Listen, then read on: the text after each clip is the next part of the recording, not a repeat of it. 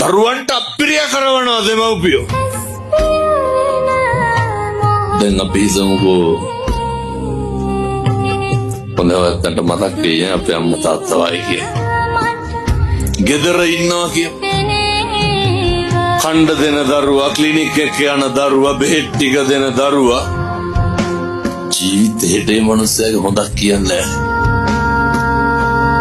අවුරුද්දකට සැරයක් ඔය සරමකුයි චීත්තකුයි හැට්ටකුයි සීනේ 250කුයි ගිරිපිටි පැකට්ටෙකුයි අරන් එන. ඈත ඉඳන් එන කවුරු හරි දරුවෙක් ඉන්නවනේ. ලොකු කවුද? අර කොහේවත් ඉඳන් එන මනුස්සය. අර හැමදාම කණ්ඩ බොණ්ඩ දෙන දරුවා. දකින්නේ මඩු පාඩුනේ.